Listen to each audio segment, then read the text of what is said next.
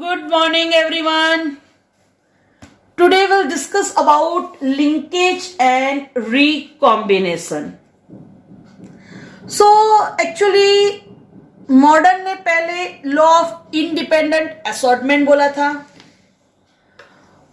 According to Mendel जैसे colour और shape,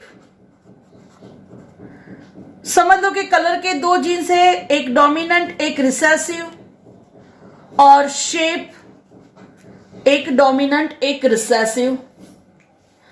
तो according to Mendel that genes for two different character they are located on different pairs of chromosome, so they can be assorted independently. मतलब कि Mendel के हिसाब से capital Y के साथ कैपिटल आर भी आ सकता है या कैपिटल वाई के साथ स्मॉल आर भी आ सकता है, और स्मॉल वाई के साथ कैपिटल आर या फिर स्मॉल वाई के साथ स्मॉल आर भी आ सकता है, as per Mendel law of independent assortment. But Mendel के लॉज एवरी जगह पे एक्सेप्टेबल नहीं है. तो जब भी ऐसा बोला है कि भाई जीन्स, अगर दोनों जीन्स एक ही क्रोमोसोम पे आए होंगे तो उनका असॉर्टमेंट मतलब कि वो सेपरेटली आइसोलेट नहीं होंगे. तो जब भी नेक्स्ट जनरेशन में आर के साथ 100% कैपिटल वाई ही आएगा, right? Y?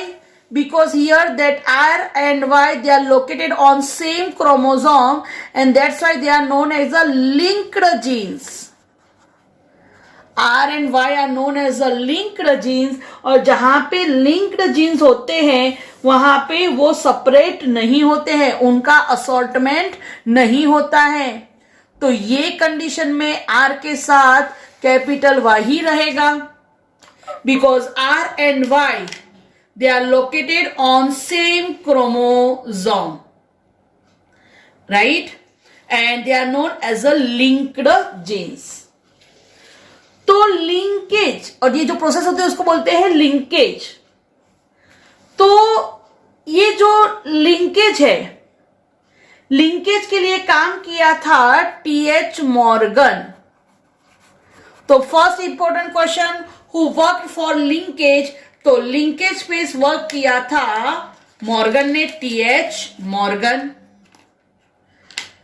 According to T H Morgan, genes which are located on same chromosome they are not assorted independently. वो अपने आप अपने आप सेपरेट नहीं होते हैं.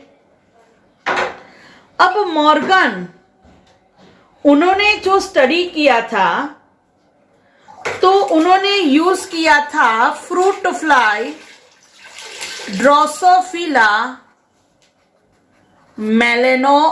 मेलेनोजेस्टर, दैट इज फ्रूट फ्लाई.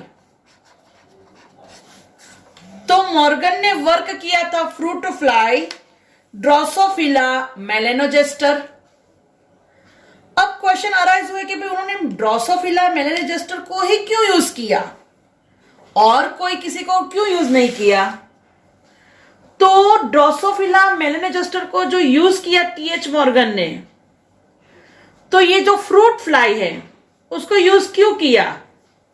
तो सबसे पहले ये जो साइज छोटी होती है, so they can easily grow on synthetic medium in laboratory. आप उसको खाना बना के मतलब आर्टिफिशियल मीडिया दो, सिंथेटिक मीडिया बनाओ, तो आप उसको लेबोरेटरी में इजीली ग्रो कर सकते हो. सेकंड, ये जो ड्रोसोफिला है उसका लाइफ स्पान ओनली 15 डेज. अच्छा है ना, 15 डेज में स्टडी करो, कहानी खत्म. 15 डेज में स्टडी करो, कहानी खत्म, राइट? तो 2 वीक्स या 15 डेज है. Second, that single mating, it could produce a large number of progeny. Single mating can produce a large number of progeny. मतलब कि एक ही मैटिंग होता है तो उसमें वो बहुत सारी प्रोजेनी प्रोड्यूस कर सकते हैं. That most important, there is clear differentiation of sexes. That means the male and female are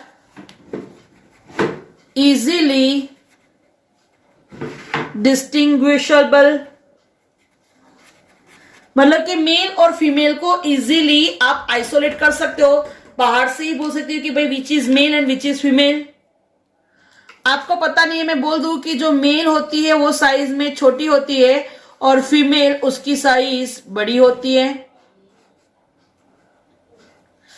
second thing, जो मेल होता है उसका जो एब्डोमेन रीजन होता है वो ब्लंट होता है और फीमेल उसका एब्डोमिनल रीजन ऐसे पॉइंटेड होता है.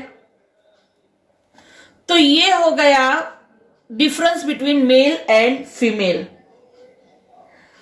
अब उन्होंने लिंकेज पे काम किया और एक्सपेरिमेंट किया कि भाई जो लिंकेज होता है उसमें असॉर्टमेंट नहीं होता है और कभी कभी रिकॉम्बिनेशन भी होता है. कैसे होता है, तो उनका वर्क के लिए मैं आपको थोड़ा अलग से एक्स्ट्रा इंफॉर्मेशन देने जा रही हूं,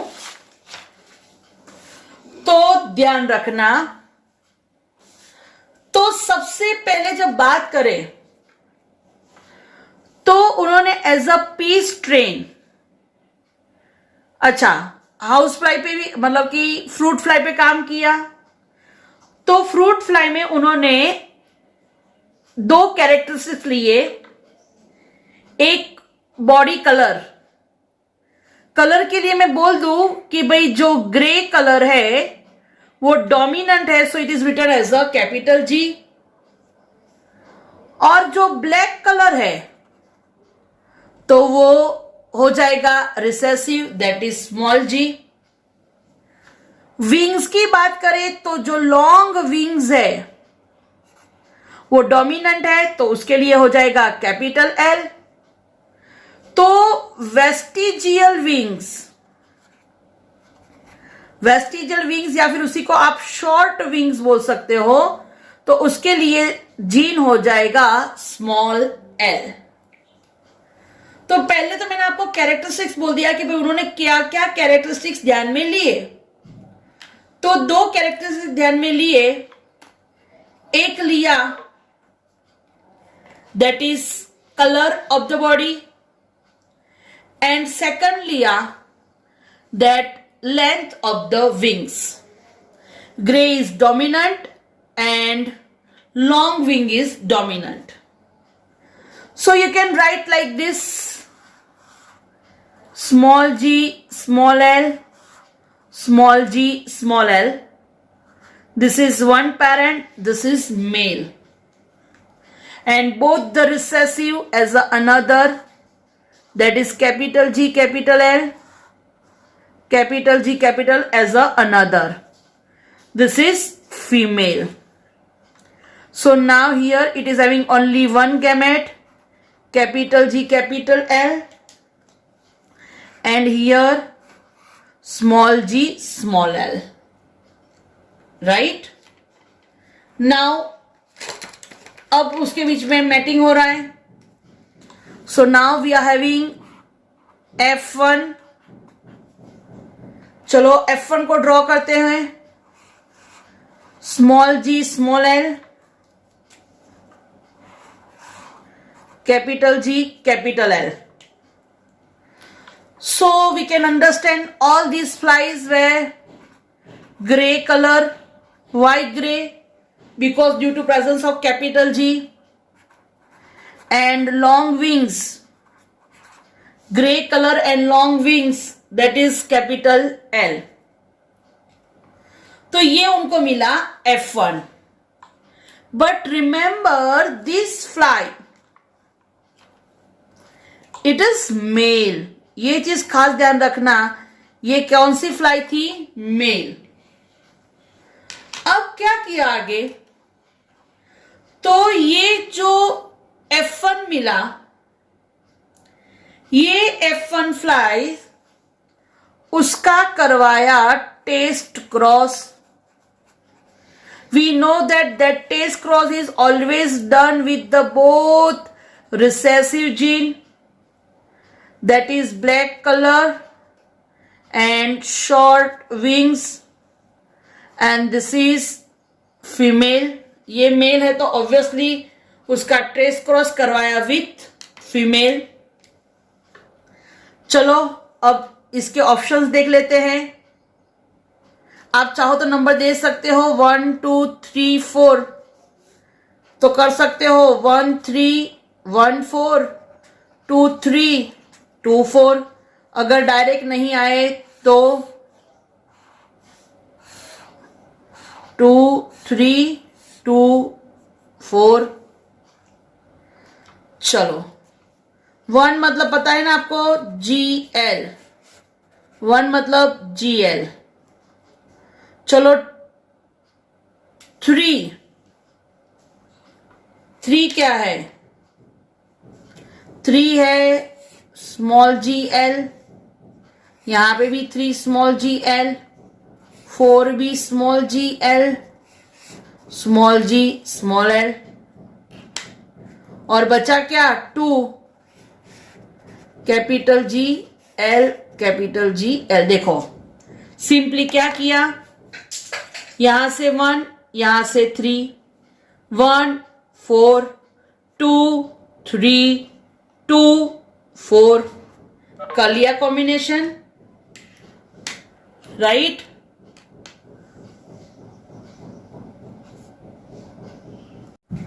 तो आपके पास 4 ऑफस्प्रिंग्स हैं.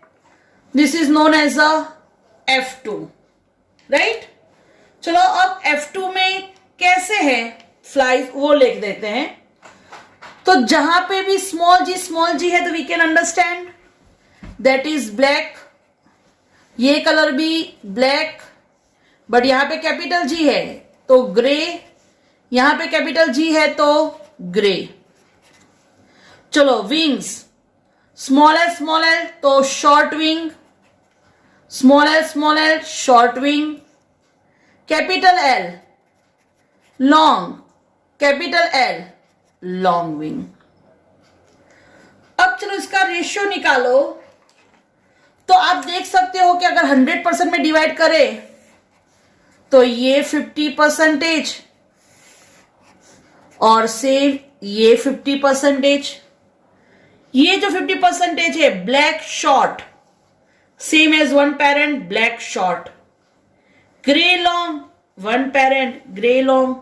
तो आप देख सकते हो कि यहां पे जो कैरेक्टरिस्टिक्स है सेम लाइक देयर पेरेंट्स. तो हियर दैट कंप्लीट dominance,